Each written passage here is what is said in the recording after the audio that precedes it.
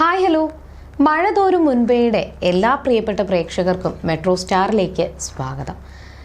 മഴ തോരും മുൻപേയിൽ ഇപ്പോൾ വളരെ സങ്കടം നിറഞ്ഞ നിമിഷത്തിലൂടെയാണ് കഥ മുന്നോട്ട് പോകുന്നത്. സത്യം പറഞ്ഞു കഴിഞ്ഞാൽ എനിക്ക് ഇന്നത്തെ എപ്പിസോഡ് കണ്ടപ്പോൾ എനിക്ക് ഭയങ്കരമായിട്ട് സങ്കടം തോന്നിപ്പോയി. നമ്മൾ ഈ റിയലായിട്ട് നമ്മുടെ മുന്നിൽ നടക്കുന്നു എന്ന് പറയത്തില്ലേ, ഇപ്പോൾ ചില കഥകളൊക്കെ നമ്മൾ കാണുമ്പോൾ ശരിക്കും നമ്മളുടെ ജീവിതത്തിൽ അനുഭവിക്കുന്നതോ അല്ലെങ്കിൽ നമ്മുടെ മുന്നിൽ കാണുന്നത് ആ ഒരു തരത്തിലുള്ള അഭിനയം അല്ലെങ്കിൽ അതുപോലത്തെ ഒരു എപ്പിസോഡ് എന്നൊക്കെ പറയത്തില്ലേ, അങ്ങനെ ഒരു എപ്പിസോഡായിരുന്നു ഇന്നത്തെ എപ്പിസോഡ് എന്ന് പറയുമ്പോൾ. എനിക്ക് ഭയങ്കര ഇഷ്ടപ്പെട്ടു. എനിക്കത് ഭയങ്കരമായിട്ട് ഒരു എന്താണെന്ന് വെച്ച് കഴിഞ്ഞാൽ ഒരു അത്രത്തോളം ഒരു ഓർഫനേജിലുള്ള എല്ലാവരെയും ഒരൊറ്റ കുടുംബമായിട്ട് മുന്നോട്ട് കൊണ്ടുപോകാനായിട്ട് ബ്രിജിത്താമ്മയ്ക്ക് സാധിച്ചു. പക്ഷേ ചില ആരോഗ്യ പ്രശ്നങ്ങൾ കാരണം ബ്രിജിത്താമ്മ പലരെയും പല ഓർഫനേജുകളിലോട്ട് മാറ്റുമ്പോഴുള്ള അവരുടെ ആ വേദന, അത്രത്തോളം ഒരൊറ്റ കുടുംബമായിട്ട് കഴിഞ്ഞതിന് ശേഷം പലരും പല വഴിക്ക് പോകുമ്പോഴുള്ള ആ ഒരു വേദന സത്യം പറഞ്ഞു കഴിഞ്ഞാൽ ഇന്നത്തെ എപ്പിസോഡിൽ കൃത്യമായിട്ട് നമുക്കത് കാണാൻ സാധിച്ചിരുന്നു. ചിന്നുക്കുട്ടിയെ കൊണ്ടുപോയപ്പോഴാണ് അത് ഏറ്റവും കൂടുതൽ ബ്രിജിത്താമ്മയും അലീനയും രേവതിയും ഒക്കെ അത് ബാധിച്ചത്. എന്താണ് ഇന്നത്തെ എപ്പിസോഡിൽ സംഭവിച്ചിട്ടുണ്ടാവുക? മാത്രമല്ല ഇനി എന്തായാലും പുതിയൊരു തുടക്കമായിരിക്കുമല്ലോ, അലീനയുടെ ജീവിതത്തിൽ ഒരു പുതിയ തുടക്കം തന്നെയാണ് ഇനി സംഭവിക്കാൻ പോകുന്നത്. എന്തൊക്കെയായിരിക്കും നടന്നിട്ടുണ്ടാവുക എന്ന് നമുക്ക് നോക്കാം. അതിനു മുൻപ് ആദ്യമായിട്ടാണ് ഈ ചാനൽ കാണുന്നതെങ്കിൽ തീർച്ചയായിട്ടും സബ്സ്ക്രൈബ് ചെയ്യുക. അപ്പോൾ ഞങ്ങളിടുന്ന പുതിയ സീരിയൽ റിവ്യൂ വീഡിയോസ് എല്ലാം നിങ്ങൾക്ക് ലഭിക്കുന്നതായിരിക്കും. അലീന ജനിച്ചത് എങ്ങനെയാണ്? അലീന ആരുടെ മകളാണ്? എവിടെയാണ് അലീനയുടെ കുടുംബം? ആരാണ് അമ്മ, ആരാണ് അച്ഛൻ? അങ്ങനെ തുടങ്ങി എല്ലാ ഡീറ്റെയിൽസും ഇന്ന് അലീന തിരിച്ചറിഞ്ഞു കഴിഞ്ഞു. അത്രത്തോളം കുഞ്ഞിരാമൻ മേനോൻ വന്നതോടുകൂടി തന്നെ അലീനയ്ക്ക് ചെറിയ ചെറിയ സംശയങ്ങൾ തോന്നി. ബ്രിജിത്താമ്മയോട് ചോദിച്ചപ്പോൾ ബ്രിജിത്താമ്മ തന്നെ വിചാരിച്ചു താൻ മരണപ്പെട്ടു പോയി കഴിഞ്ഞാൽ പിന്നെ അലീന സത്യങ്ങളൊന്നും അറിയാൻ പോകുന്നില്ല, ചിലപ്പോൾ അവൾ അറിഞ്ഞില്ല എന്ന് വരും. അതുകൊണ്ട് തന്നെ ഞാൻ മരിക്കുന്നതിന് മുന്നേ തന്നെ അലീനയെ ആ വിവരങ്ങൾ അറിയിക്കണമെന്ന് ബ്രിജിത്താമ്മ വിചാരിച്ചു. അതുകൊണ്ട് തന്നെ അലീനയോട് അലീനയുടെ അമ്മയും അച്ഛനും ആരാണെന്നുള്ള സത്യം ബ്രിജിത്താമ്മ പറഞ്ഞു. കുഞ്ഞിരാമൻ മേനോനാണ് അലീനയുടെ മുത്തശ്ശൻ എന്നുകൂടി പറഞ്ഞപ്പോൾ അവിടെ ഭയങ്കര ഷോക്കായിപ്പോയി അലീനയ്ക്ക്. എന്നാൽ തൻ്റെ അമ്മയെ കാണാൻ പറ്റുമല്ലോ എന്ന് ആഗ്രഹിച്ച് സന്തോഷത്തോടു കൂടി നിൽക്കുമ്പോൾ അതൊരിക്കലും സാധിക്കത്തില്ല. നീയാണ് അവരുടെ മകളെന്നുള്ള സത്യം അറിഞ്ഞു കഴിഞ്ഞാൽ ആ കുടുംബം തന്നെ തകർന്നു പോവും എന്നുകൂടി അറിഞ്ഞപ്പോൾ അലീനയ്ക്ക് പിന്നെ എന്ത് പറയണമെന്ന് അറിയത്തില്ല. സങ്കടത്തോടുകൂടി നേരെ രേവതിയോട് ഈ വിവരങ്ങളെല്ലാം വന്ന് പറഞ്ഞു. അപ്പോൾ രേവതിയും ആശ്വസിപ്പിക്കുന്നുണ്ട്, ചേച്ചി വിഷമിക്കാതെ, സങ്കടപ്പെടാതെ, എല്ലാം ഓക്കെ ആകും. പക്ഷേ അവിടെ തിരിച്ച് അലീനയോട് രേവതി ചോദിച്ച ഒരു ചോദ്യമുണ്ട്. ഇപ്പോൾ ചേച്ചിക്ക് അമ്മ ആരാണ്, അച്ഛൻ ആരാണ് എന്നൊക്കെ അറിയാൻ സാധിച്ചു. അതുപോലെ തന്നെ ഞങ്ങൾക്കൊരു അമ്മ ഉണ്ടാവത്തില്ലേ, ഞങ്ങൾക്കൊരു അച്ഛനുണ്ടാവത്തില്ലേ, ഞങ്ങൾക്കൊരു ബന്ധുക്കളും കുടുംബവും ഒക്കെ ഉണ്ടാവത്തില്ലേ? അപ്പോൾ അങ്ങനെയുള്ള അവർ എന്തിനായിരിക്കും ഞങ്ങളെ ഇങ്ങോട്ടേക്ക് കൊണ്ടയച്ചത്? ഞങ്ങൾ എന്തിനായിരിക്കും അവരുടെ ജീവിതത്തിൽ നിന്നും ഈ ഒരു ഓർഫനേജിലേക്ക് കൊണ്ടെത്തിച്ചത്? അപ്പോൾ അതൊക്കെ അറിയാനായിട്ട് രേവതിക്കും തോന്നിയിട്ടുണ്ട്. തൻ്റെ അമ്മ ആരാണെന്നൊക്കെ അറിയാനായിട്ട് രേവതിക്കും ആഗ്രഹമുണ്ട്. പക്ഷെ അത് ആരാണെന്ന് അറിയത്തില്ലല്ലോ. എങ്കിലും ചേച്ചിക്ക് ഒരു ഭാഗ്യം തന്നെയാണ് കിട്ടിയത്. കുടുംബം ആരാണെന്ന് അറിയാൻ പറ്റിയല്ലോ. പിന്നെ ചേച്ചിയുടെ കയ്യിൽ ഒരു തുറുപ്പ് ചീട്ടാണുള്ളത്. ഈ ഒരു തുറുപ്പ് ചീട്ട് വെച്ചിട്ട് ചേച്ചിക്ക് എങ്ങനെ വേണമെങ്കിലും ജീവിക്കാം. ഒന്നെങ്കിൽ ആ കുടുംബത്തെ തകർക്കാനായിട്ട് ഈ സത്യങ്ങൾ തുറന്നു പറയാം, ഇല്ല എന്നുണ്ടെങ്കിൽ സത്യങ്ങൾ തുറന്നു പറയാതെ ആ കുടുംബത്തെ തകർക്കാതെ അവർക്കൊപ്പം മുന്നോട്ട് പോകാം. എന്തായാലും അലീനയ്ക്ക് സന്തോഷം തന്നെയാണ്. പക്ഷേ ഈ സംഭവങ്ങളൊക്കെ നടക്കുമ്പോൾ പിറ്റേ ദിവസം രാവിലെ തന്നെ അവിടെ കുഞ്ഞിരാമൻ മേനോൻ്റെ വീട്ടിൽ ഒരു ചെറിയൊരു സംഭവം ഉണ്ടായി. കുഞ്ഞിരാമൻ മേനോന് പെട്ടെന്ന് ശ്വാസം മുട്ടൽ കൂടി. അങ്ങനെ ഡോക്ടറെ വിളിച്ചുകൊണ്ട് വന്നു. ഡോക്ടർ ചെക്ക് ചെയ്തു. അപ്പോഴാണ് നേരത്തെ മനു പറഞ്ഞിട്ടുണ്ടായിരുന്നു, ഞാനും മുത്തശ്ശനും കൂടി തിരുവനന്തപുരത്ത് വരെ പോയിട്ടുണ്ടായിരുന്നു, ഇത്രയും ദൂരം ട്രാവൽ ചെയ്തിട്ടുണ്ടായിരുന്നു എന്ന് പറഞ്ഞിട്ടുണ്ടായിരുന്നു. അപ്പം ഇത്രയും ദൂരം ട്രാവൽ ചെയ്തത് കൊണ്ടാണ് പെട്ടെന്ന് ശ്വാസം മുട്ടൽ കൂടാൻ കാരണമെന്നും അതുകൊണ്ട് ഇനിയിപ്പോൾ വേറെ ഒന്നും ചെയ്യണ്ട, നല്ലതുപോലെ റെസ്റ്റ് എടുക്കുക, ഹോസ്പിറ്റലിൽ അഡ്മിറ്റ് ചെയ്യട്ടെ, അവിടെ ആകുമ്പോൾ ICU ഉണ്ട്, പിന്നെ ആവി പിടിക്കാനുള്ള സംവിധാനങ്ങളുണ്ട്, എല്ലാം ഉണ്ട്, അവിടെ കുറച്ച് ദിവസം കിടന്നു കഴിഞ്ഞാൽ എല്ലാം ഓക്കെ ആകുമെന്ന് പറഞ്ഞു. പക്ഷേ കുഞ്ഞിരാമൻ മേനോന് അത് പറ്റത്തില്ല. തൻ്റെ വീട്ടിൽ നിന്നും അദ്ദേഹത്തിന് പോകാനായിട്ട് താല്പര്യമില്ല. അഥവാ മരിക്കുവാണെങ്കിൽ തന്നെ ആ വീട്ടിൽ കിടന്ന് തന്നെ താൻ മരിക്കണം എന്നുള്ള ഒരു ആഗ്രഹത്തോടു കൂടി അവിടെ തന്നെ കിടക്കാൻ തീരുമാനിച്ചു. ഡോക്ടർ പോയതിന് ശേഷം മനു തന്നെയാണ് മുത്തശ്ശൻ്റെ കാര്യങ്ങളെല്ലാം നോക്കാനായിട്ട് തീരുമാനിച്ചത്.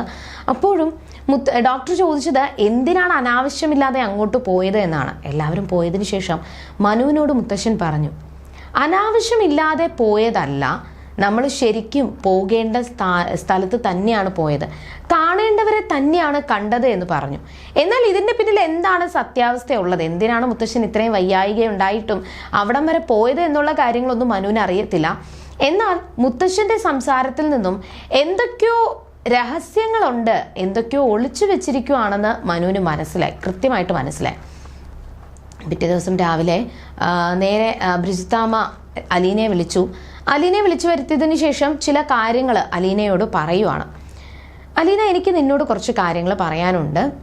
ഇവിടെ നിന്ന് കുറച്ച് ദൂരെ കൊല്ലം വരെ മോളൊന്ന് പോകണം. നാളെ രാവിലെ മോളൊന്ന് കൊല്ലം വരെ പോകണം. അവിടെ ഒരു ഓർഫനേജിൽ ചിന്നുകുട്ടിയെ ഏൽപ്പിക്കാമെന്ന് ഞാൻ പറഞ്ഞിട്ടുണ്ട്. അപ്പോൾ അവിടെ എല്ലാം കുഞ്ഞു കുട്ടികളാണ്.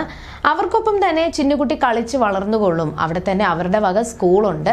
അപ്പോൾ ആ സ്കൂളിൽ ചിന്നുകുട്ടിക്ക് പഠിക്കാം, വലിയൊരു നിലയിലെത്താം, അവൾക്കും ഹാപ്പി ആവും. അതുകൊണ്ട് നീ എത്രയും പെട്ടെന്ന് അവളെ അവിടെ എത്തിക്കാനായിട്ട് അലീനയോട് ആവശ്യപ്പെട്ടു.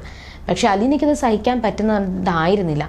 അവിടെയുള്ള എല്ലാ അന്തേവാസികളെ മാറ്റിയപ്പോഴും അലീനയ്ക്ക് സങ്കടം ഉണ്ടായിരുന്നു. പക്ഷേ ചിന്നുകുട്ടിയെ മാറ്റുന്ന കാര്യം പറഞ്ഞപ്പോൾ അലീനയ്ക്കത് സഹിച്ചില്ല. അത്രത്തോളം സ്വന്തം അനിയത്തിയെ പോലെ ഇത്രയും നാളും നോക്കി വളർത്തിക്കൊണ്ട് വന്നിട്ട് പെട്ടെന്ന് തന്നിൽ നിന്ന് വളർത്തി മാറ്റാനായിട്ട് നോക്കുമ്പോഴുള്ള ആ ഒരു വേദന അലീനയ്ക്ക് പറഞ്ഞറിയിക്കാൻ പറ്റാത്തത് തന്നെയായിരുന്നു.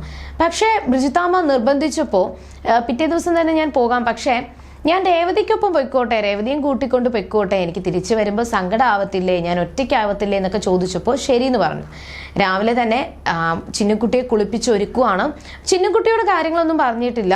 നമ്മൾ ദൂരെ ഒരു സ്ഥലം വരെ പോകുവാണെന്ന് മാത്രമേ പറഞ്ഞിട്ടുള്ളൂ. ചിന്നുകുട്ടിയെ കുളിപ്പിച്ച് ഒരുക്കി സുന്ദരിയാക്കി നേരെ കൊണ്ടുപോയത് ബ്രിജിത്താമ്മയുടെ അടുത്തേക്കാണ്. ബ്രിജിത്താമ്മ കണ്ടു, ചിന്നുകുട്ടിയെ ചേർത്ത് പിടിച്ച് ഒരുപാട് ഉമ്മയൊക്കെ കൊടുത്തു. എന്നിട്ട് മോള് നന്നായി വരുമെന്നൊക്കെ പറഞ്ഞ് അനുഗ്രഹിച്ചു. ഒപ്പം തന്നെ അവൾക്ക് കുറച്ച് മിഠായിയും പിന്നെ കുറച്ച് പൈസയും കയ്യിൽ കൊടുത്തതിന് ശേഷം അലീനയെ അവരെയും പറഞ്ഞു വിട്ടു. കുറച്ചു ദൂരം സഞ്ചരിച്ച് ഒരുപാട് യാത്ര ചെയ്ത് അലീനയും ചിന്നുകുട്ടിയും രേവതിയും കൂടി ചേർന്നിട്ട് ആ സ്ഥലത്തെത്തിയതിന് ശേഷം അവിടെ ചെന്ന് അപ്പോൾ ചിന്നുകുട്ടിക്ക് ആ സ്ഥലമൊക്കെ കണ്ടപ്പോൾ ഭയങ്കരമായിട്ട് ഇഷ്ടപ്പെട്ടു. അവൾ അകത്തേക്ക് ഓടുവാണ്. അകത്ത് നോക്കിയപ്പോൾ കുഞ്ഞു കുട്ടികളെല്ലാം കളിക്കുന്നുണ്ട്. ഒരുപാട് കളിപ്പാട്ടങ്ങളൊക്കെ വെച്ച് കളിക്കുവാണ്. ചിന്നുകുട്ടിയും കൊണ്ട് അലീനയും രേവതിയും അകത്തേക്ക് പോയി സിസ്റ്ററിനോട് കാര്യം പറഞ്ഞു.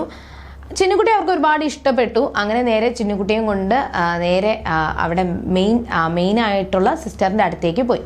അപ്പോൾ അവരോടെല്ലാം പറയുന്നുണ്ട്, ചിന്നുകുട്ടിയോട് ഞങ്ങൾ കാര്യങ്ങൾ പറഞ്ഞിട്ടില്ല, അവൾ അറിയത്തക്ക രീതിയിൽ അല്ലെങ്കിൽ അവൾക്ക് മനസ്സിലാവുന്ന രീതിയിൽ കാര്യങ്ങൾ അവതരിപ്പിക്കരുത് എന്ന് കൂടി പ്രത്യേകിച്ച് പറഞ്ഞിട്ടുണ്ടായിരുന്നു. കുറേ കഴിഞ്ഞ് ഇതേപോലെ സിസ്റ്ററിൻ്റെ അടുത്ത് കൊണ്ടുപോയി അവിടെ ചിന്നുകുട്ടിയെ കാണിച്ചു, സംസാരിച്ചു, എല്ലാം ഒപ്പിട്ടൊക്കെ കൊടുത്തു. അവളെ അവിടെ സ്കൂളിലത്തേക്കും ചേർക്കാനായിട്ട് എഴുതി കൊടുത്തു. അങ്ങനെ അവർക്ക് വേണ്ടിയിട്ട്, അവിടുത്തെ കുഞ്ഞു കുട്ടികൾക്ക് വേണ്ടിയിട്ട് ഒരുപാട് സ്വീറ്റ്സും പിന്നെ മദറിൻ്റെ കയ്യിൽ കൊടുത്തു. കൂടാതെ കുറച്ച് പൈസയും, ചിന്നുകുട്ടിക്ക് എന്തെങ്കിലും ആവശ്യം വന്നു കഴിഞ്ഞാൽ വാങ്ങാനായിട്ട് കുറച്ച് പൈസയും കൊടുത്തു. പക്ഷെ ചിന്നുകുട്ടി ഭയങ്കര ഹാപ്പിയാണ്. അവൾ അവിടെ എല്ലാവർക്കും, കുഞ്ഞു കുട്ടികൾക്ക് എല്ലാവർക്കും മിഠായി കൊടുക്കുകയും അവരെല്ലാവരും ചോദിച്ചപ്പോൾ ചിന്നുകുട്ടിയുടെ ബർത്ത്ഡേ ആണെന്നൊക്കെ പറഞ്ഞ് സ്നേഹത്തോടുകൂടി എല്ലാവർക്കൊപ്പം കളിച്ച് ചിരിച്ച് നിൽക്കുവാണ്. എന്നാൽ താൻ ഇന്നത്തോടുകൂടി ഇവിടെയാണ് താമസിക്കാൻ പോകുന്നത്, തൻ്റെ ചേച്ചിമാരെ ഇനി കാണാൻ പറ്റത്തില്ലല്ലോ എന്ന് ആ പിഞ്ചു കുഞ്ഞിനെ അറിയത്തില്ല. ആ ഇന്നത്തെ എപ്പിസോഡിൽ ചിന്നുകുട്ടിയെ കൊണ്ടാക്കുന്ന ആ ഒരു രംഗവും അതിനുശേഷം തൻ്റെ സ്വന്തം ചോരയിൽ പിറന്ന കുഞ്ഞിനെ പോലെയാണ് ചിന്നുകുട്ടിയെ അവർ നോക്കിക്കൊണ്ടിരുന്നത്. ആ ചിന്നുകുട്ടിയെ മാറ്റി നിർത്തേണ്ട ഒരു അവസ്ഥ വന്നപ്പോൾ അത് അവർക്ക് സഹിക്കാൻ പറ്റുന്നതായിരുന്നില്ല. പൊട്ടിക്കരഞ്ഞുകൊണ്ടാണ്, ഭയങ്കര സങ്കടത്തോടു കൂടിയാണ് നേരെ അലീനയും രേവതിയും പുറത്തേക്ക് ഓടിപ്പോയത്. അവിടെ വെച്ച് ഇന്നത്തെ എപ്പിസോഡ് അവസാനിച്ചു. എന്നാൽ ഇനി എന്തായിരിക്കും സംഭവിക്കാൻ പോകുന്നത്? പ്രതീക്ഷിക്കാത്ത ട്വിസ്റ്റുകളാണ് ഇപ്പോൾ അലീനയുടെയും മനുവിൻ്റെയും ജീവിതത്തിൽ സംഭവിച്ചുകൊണ്ടിരിക്കുന്നത്. അലീന ഒട്ടും ഉണ്ടായിരുന്നില്ല. ഇപ്പോൾ മനു ആണെങ്കിൽ പോലും ഈ ഒരു സത്യങ്ങൾ കേൾക്കുമ്പോൾ പ്രതീക്ഷിക്കത്തില്ല. തൻ്റെ അച്ഛൻ്റെ സഹോദരിയുടെ മകളാണ് അലീന എന്നുള്ള കാര്യം, അതായത് മനുവിൻ്റെ മുറപ്പെണ്ണ്. ഇനി മനുവിൻ്റെ അടുത്തേക്ക് അലീന പോകുന്ന എപ്പിസോഡുകളാണ് ഇനി വരാൻ പോകുന്നത്. മാത്രമല്ല അവിടെ സത്യങ്ങൾ അറിഞ്ഞു കഴിഞ്ഞാൽ ഒരുപക്ഷെ ആ കുടുംബം തകരും. അതുകൊണ്ട് തന്നെ തൻ്റെ അമ്മയ്ക്കൊപ്പം അല്ലെങ്കിൽ തൻ്റെ കുടുംബത്തിനൊപ്പം ബന്ധുക്കൾക്കൊപ്പം നിൽക്കുമ്പോഴും ഉള്ളിലുള്ളിൽ തൻ്റെ കുടുംബക്കാരാണെന്നുള്ള സത്യം മറച്ചുവെച്ച് ഒരു ജോലിക്കാരിയെ പോലെ നിൽക്കേണ്ട അവസ്ഥയാണ് ഇപ്പോൾ അലീനയ്ക്ക്. ഇനി എന്തൊക്കെ സംഭവിക്കും എന്ന് നമുക്ക് വരുന്ന എപ്പിസോഡുകളിൽ കാണാം. അതുവരേക്കും ടാറ്റാ ബൈ.